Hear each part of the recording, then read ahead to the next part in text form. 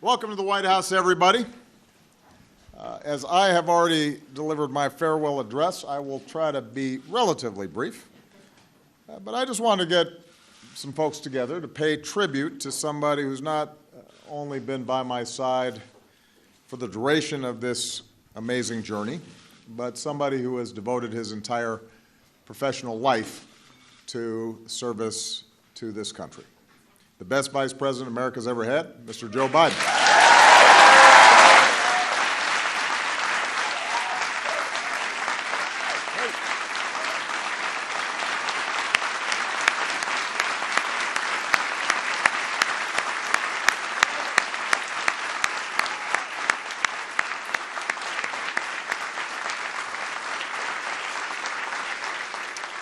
This also gives the internet one last chance to talk about our bromance.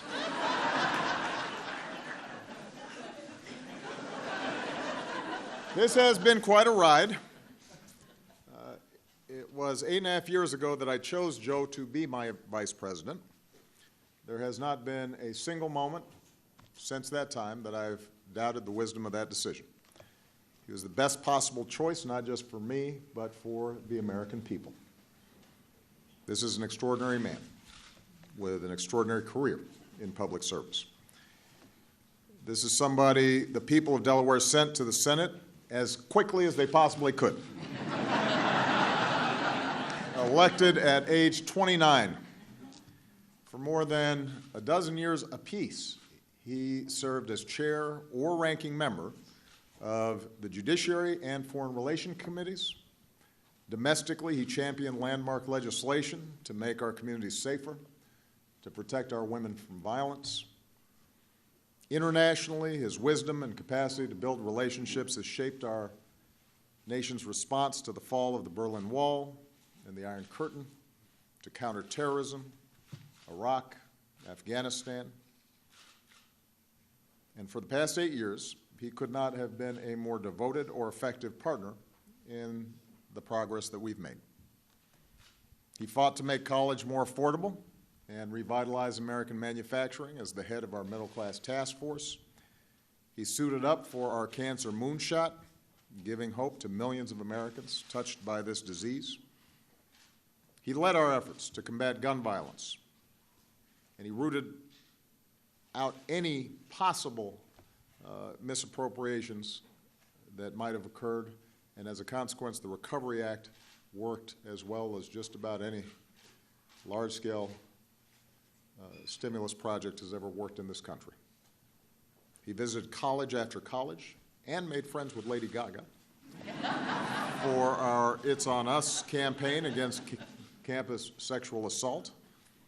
And when the Pope visited, Joe was even kind enough to let me talk to the holiness as well.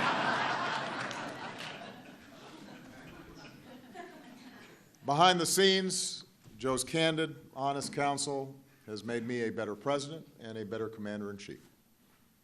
From the Situation Room to our weekly lunches to our huddles after everybody else is cleared out of the room, he's been unafraid to give it to me straight, even if we disagree.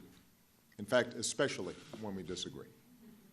And all of this makes him, I believe, the finest vice president we have ever seen. And I also think he has been a lion of American history. The best part is he's nowhere close to finish. In the years ahead, as a citizen, he will continue to build on that legacy internationally and domestically. He's got a voice of vision and reason and optimism and love for people, and we're going to need that spirit and that vision as we continue to try to make our world safer and to make sure that everybody's got a fair shot in this country. So, all told, that's a pretty remarkable legacy, an amazing career in public service. It is, as Joe once said, a big deal.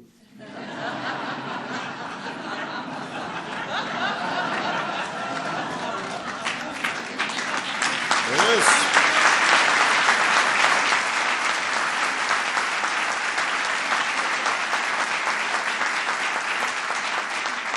But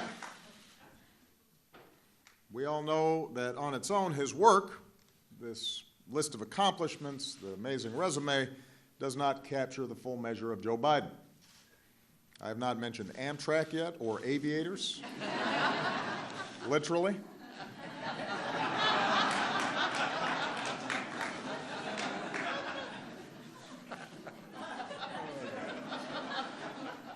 Folks don't just feel like they know Joe, the politician, they feel like they know the person. What makes him laugh, what he believes, what he cares about, where he came from. Pretty much every time he speaks, he treats us to some wisdom from the nuns who taught him in grade school, or an old Senate colleague, but of course most frequently cited, Catherine and Joseph Sr., his mom and dad. No one's better than you, but you're better than nobody. Bravery resides in every heart, and yours is fierce and clear. When you get knocked down, Joey, get up. Get up.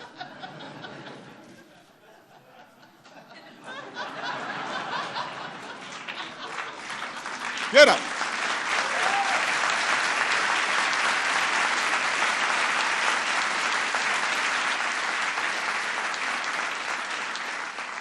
That's where he got those broad shoulders. That's where he got that Biden heart. And through his life, through trial after trial, he has never once forgotten the values and the moral fiber that made him who he is. That's what steels his faith in God and in America and in his friends and in all of us. When Joe talks to auto workers whose livelihoods he helped save, we hear the son of a man who once knew the pain of having to tell his kids that he had lost his job. When Joe talks about hope and opportunity for our children, we hear the father who rode the rails home every night so he could be there to tuck his kids into bed. When Joe sticks up for the little guy, we hear the young boy who used to stand in front of the mirror, reciting Yeats or Emerson, studying the muscles in his face, determined to vanquish a debilitating stutter. When Joe talks to Gold Star families who've lost a hero, we hear a kindred spirit, another father of an American veteran, somebody whose faith has been tested and who has been forced to wander through the darkness himself and who knows who to lean on to find the light. So that's Joe Biden, a resilient and loyal and humble servant, and a patriot, but most of all, a family man. Starts with Jill, captain of the Vice Squad. Only the second lady in our history to keep her regular day job.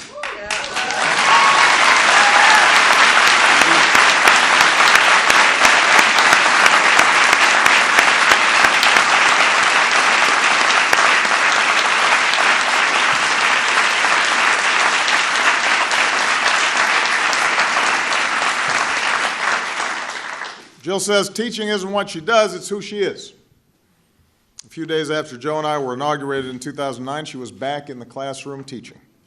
That's why when our administration worked to strengthen community colleges, we looked to Jill to lead the way.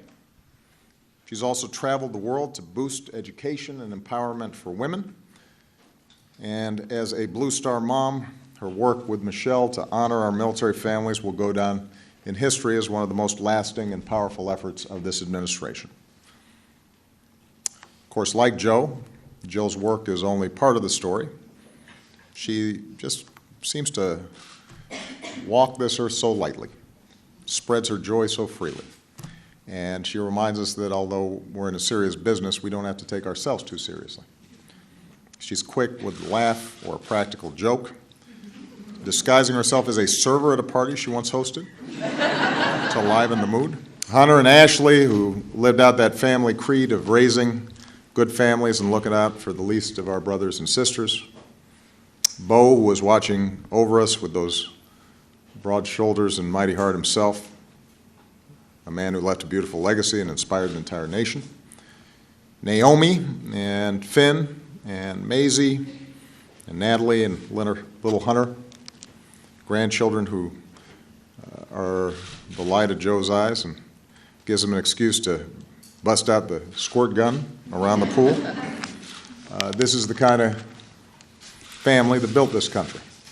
That's why my family is so proud to call ourselves honorary Bidens.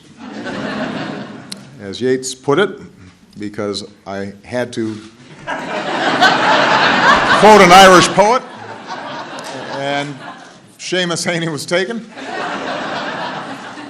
Think where man's glory most begins and ends, and say my glory was I had such friends.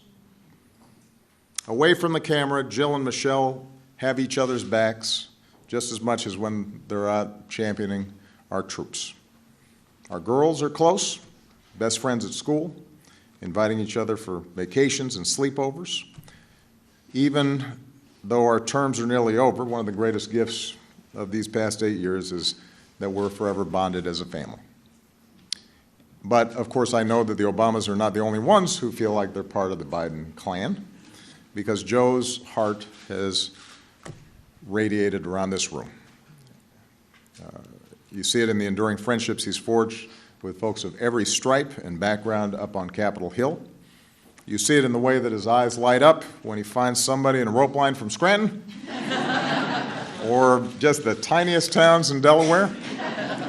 You see it in the incredible loyalty of his staff, the team who knows that family always comes before work because Joe tells them so every day, the team that reflects their boss's humble service here in this building where there have been no turf wars between our staffs because everybody here has understood that we were all on the same mission and shared the same values. There's just been cooperation and camaraderie, and that is rare. It's a testament to Joe and the tone that he set. And finally, you see Joe's heart in the way he consoles families, dealing with cancer backstage after an event, when he meets kids fighting through a stutter of their own. He gives them his private phone number and keeps in touch with them long after. To know Joe Biden is to know that love without pretense, service without self-regard, and to live life fully. As one of his longtime colleagues in the Senate, who happened to be a Republican, once said, if you can't admire Joe Biden as a person, you've got a problem. He is as good a man as God ever created. So, Joe, for your faith in your fellow Americans, for your love of country, and for your lifetime of service that will endure through the generations, I'd like to ask the military aide to join us on stage.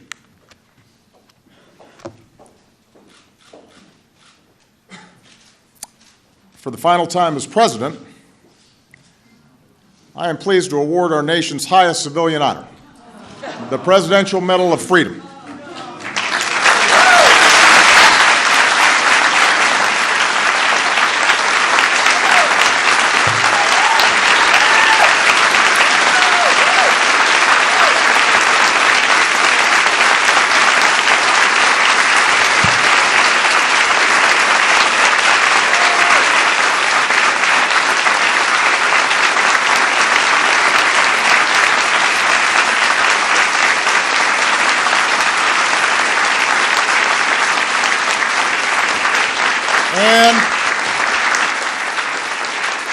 And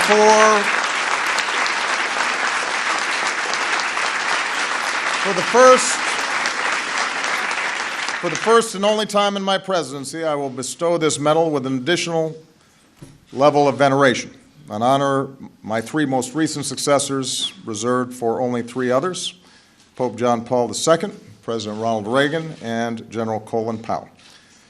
Ladies and gentlemen, I am proud to award the Presidential Medal of Freedom with distinction to my brother, Joseph Robinette Biden, Jr.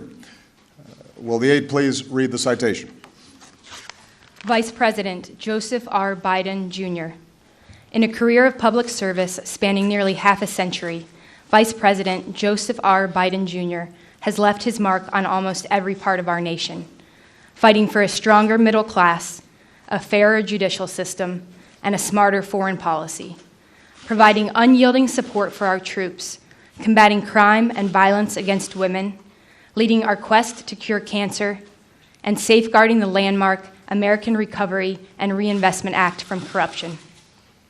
With his charm, candor, unabashed optimism, and deep and abiding patriotism, Joe Biden has garnered the respect and esteem of colleagues of both parties, and the friendship of people across the nation and around the world, while summoning the strength, faith, and grace to overcome great personal tragedy.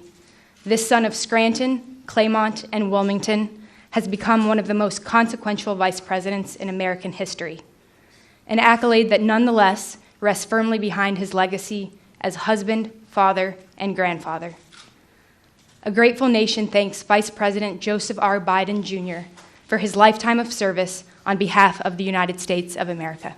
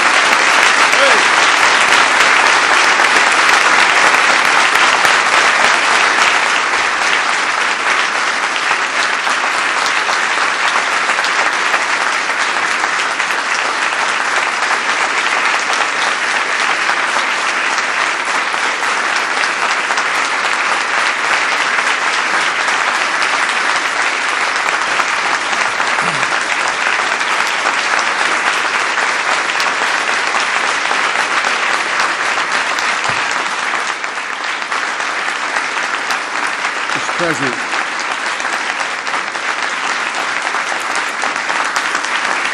Please, thank you. Thank you.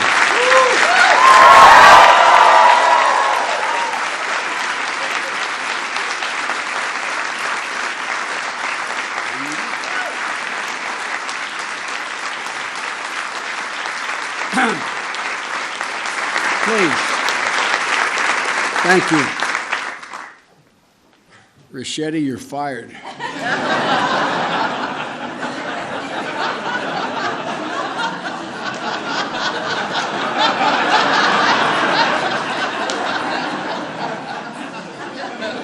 For the press, Ricchetti's my chief of staff. I had no inkling. I thought we were coming over, Michelle, for you, Jill, and Brock and I, a couple of senior staff, to toast one another and say what an incredible journey it's been. Mr. President, you got right the part about my leaning on Jill. But I've also leaned on you and a lot of people in this room.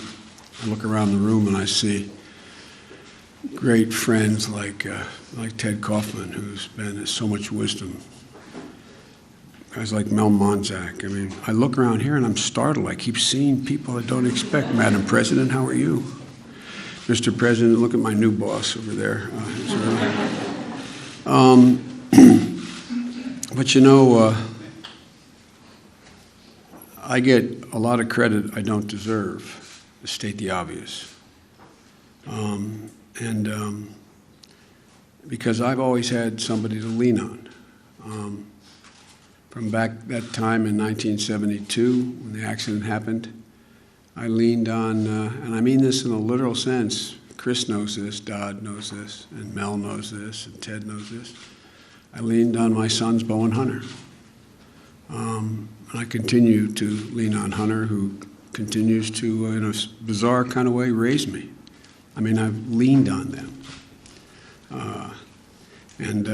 You know, Mr. President, you observed early on that when either one of my boys would walk in the room, they'd walk up and say, "Dad, what can I get you? Dad, what do you need?" And then Jill came along, and she saved our life. No man deserves one great love, let alone two. But everybody knows here I am Jill's husband. Everybody knows that I love her more than she loves me, with good reason.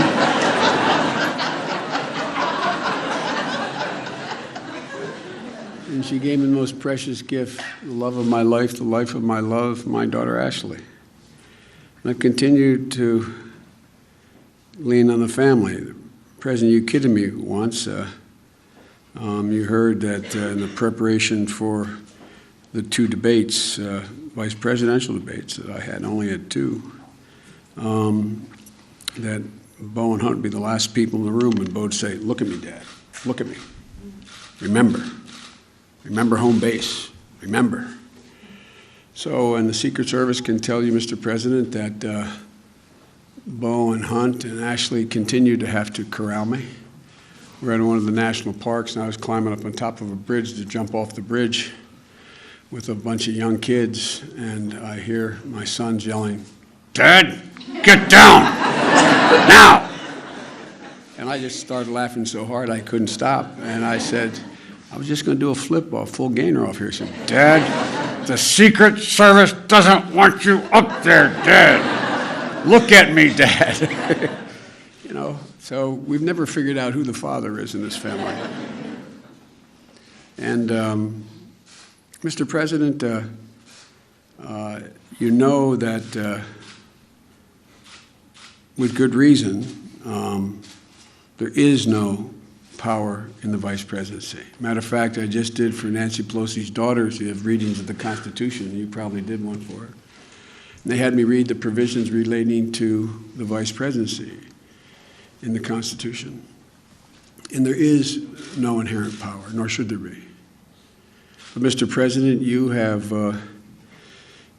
more than kept your commitment to me by saying that you wanted me to help govern. The President's line often, other people don't hear it that often, but when someone say, "Can you get Joe to do such and such?" he says, "I don't do his schedule, he doesn't do mine." Every single thing you've asked me to do, Mr. President, you have trusted me to do. And that is that's a remarkable thing. I don't think, according to, I see the president of Georgetown here as well, I don't think according to the presidential and vice presidential scholars, that kind of relationship has existed. I mean, for real. It's all you, Mr. President. It's all you. The reason why when you send me around the world, nothing gets, as my mom would say, gets missed between the cup and the lip is because they know when I speak for you. And it's been easy, Mr. President, because we not only have the same political philosophy and ideology, I tell everybody, and I've told them from the beginning, and I'm not saying this to reciprocate, I've never known a president, and few people I've ever met, my whole life I can count on less than one hand, who've had the integrity and the decency and the sense of other people's needs like you do. I know you're upset when I told the story about when Hunt and I were worried that Bo would have to, that he would, as a matter of honor, decide he had to step down as Attorney General while he was fighting his battle because he had aphasia. He was losing his ability to speak. And he didn't want to ever be in a position where, to him, everything was about duty and honor. And I said, and he may resign. I don't know. I just have a feeling he may. And Hunt and I had talked about this. And I said, he doesn't have any other income, but we're all right because Hunt's there and I can sell the house. We're having a private lunch like we do once a week. And this man got up, came over, grabbed me by the shoulders, and looked me in the eye and said, "Don't you sell that house. You love that house." I said, "It's no big deal, Mr. President." He said, "I'll give you the money. We'll give you the money. Promise me. Promise me. You won't sell that house." I remember when Ashley, Mr. President, we were in the Oval, and Ashley was in an elevator. And the elevator plummeted to she was with a group of people, I forget which building in Philadelphia, and it plummeted to the ground. And immediately the service was worried that, she may have been badly hurt. And I got up to take the call, and you didn't let up until you made sure your service followed through and made sure everything was all right. But Mr. President, we kid about both about marrying up. We both did that kind of thing. But the truth of the matter is, I said this to Michelle last night. Michelle is the finest First Lady, in my view, that has ever served in the office. There's been other great First Ladies, but I really genuinely mean it.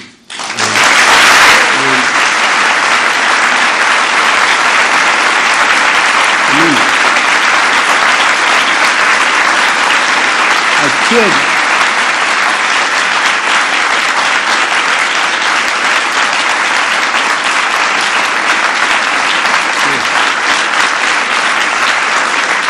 When I got to meet Michelle's brother, and he told me about how you guys were raised, and I got to know and love your mom.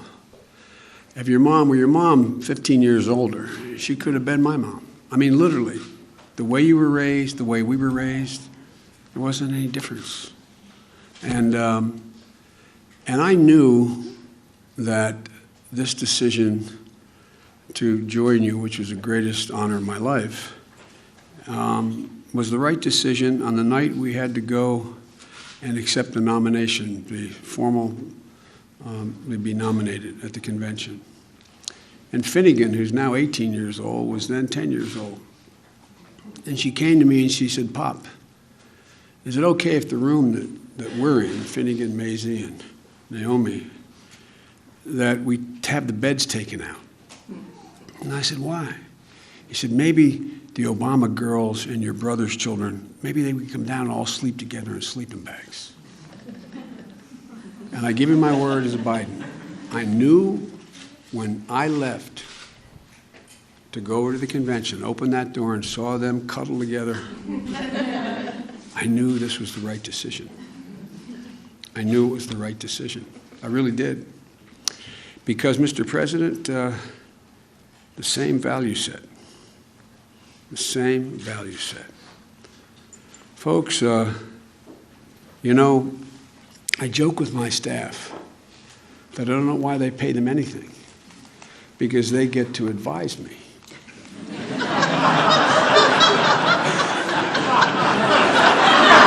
Let me explain what I mean by that. As the president of the University of Delaware, where my heart resides, in my home campus of Delaware, as he can tell you, I get to give you advice. I get to be the last guy in the room and give you advice on the most difficult decisions anyone has to make in the whole world. But I get to walk out, and you make it all by yourself. All by yourself. Harry Truman was right about the buck stopping at the desk. And I've never once doubted on these life and death decisions. I never once doubted that your judgment was flawed. Not once. Not once.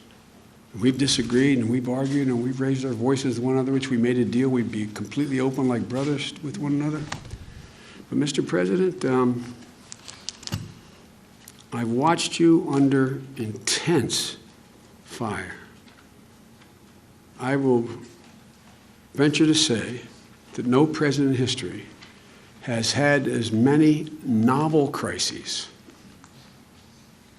land on his desk in all of history. The Civil War was worse, the World War II was worse, World War I. But, Mr. President, almost every one of the crises you faced was a case of first instance. A case of first instance. And I watched that prodigious mind and that heart as big as your head. I've watched you.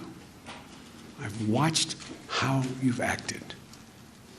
When you see a woman or man under intense pressure, you get a measure, and you know that, Michelle, and your daughters know it as well. This is a remarkable man. And I just hope that the asterisk in history that is attached to my name when they talk about this presidency is that I can say I was part of the journey of a remarkable man who did remarkable things for this country.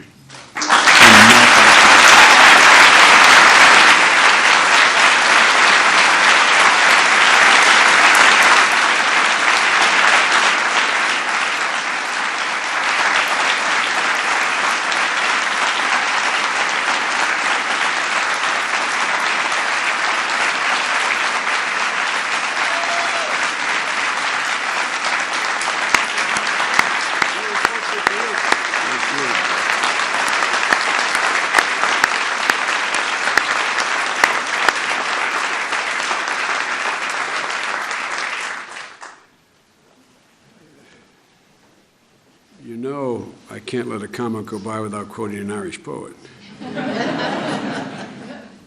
Jill and I talk about why you were able to develop the way you developed and with the heart you have. Michelle and I have talked about it. I've confided in Michelle. I've gone to her for advice. We've talked about this man. You give me insight. And I think it's because, Mr. President, you gave me credit for understanding other people's misery and suffering. Mr. President, there's not one single solitary ounce of entitlement in you, or Michelle, or your beautiful daughters. And you girls are incredible. You really are. That's not hyperbole. You really are. Not 1 ounce of entitlement. And Seamus Heaney, in one of his poems, said,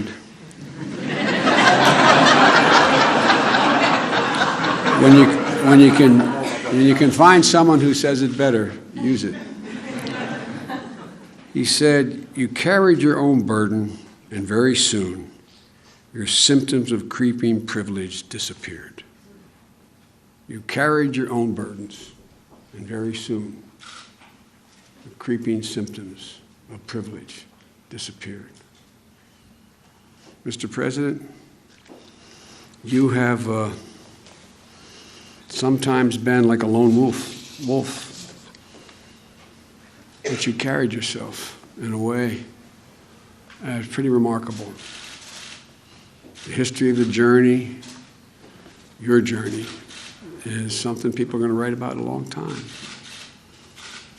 And I'm not being solicitous when I say this. And you're so fortunate, both of you, to have found each other.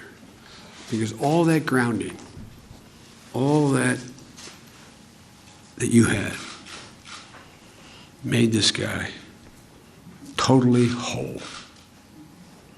And it's pretty amazing. Mr. President,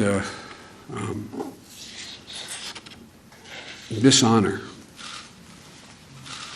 is not only well beyond what I deserve, but it's a reflection of the extent and generosity of your spirit. I don't deserve this, but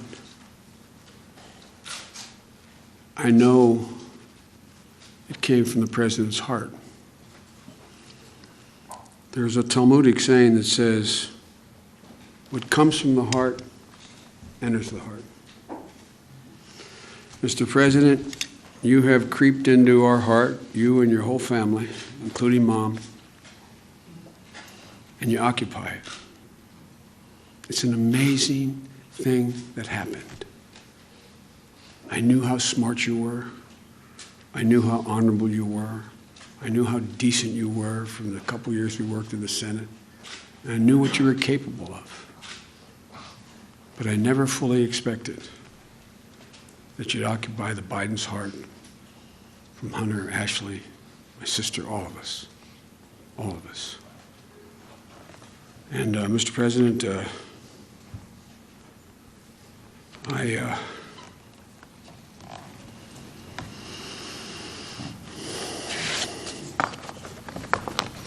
I'm indebted to you.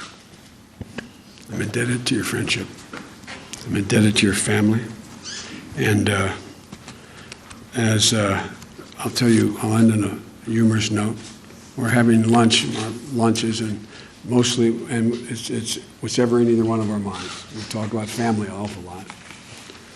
And about 6 months in, the president looked at me and said, "You know, Joe, you know what surprised me?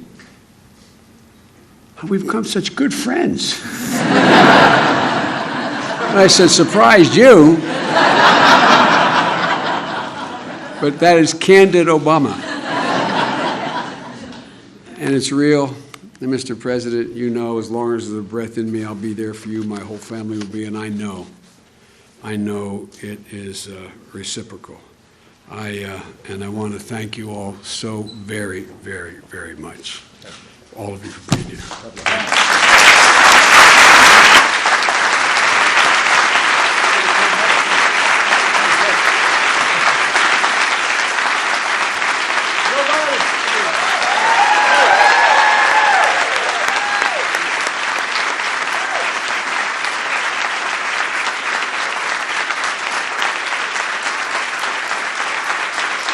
Where are my grandkids? Come on.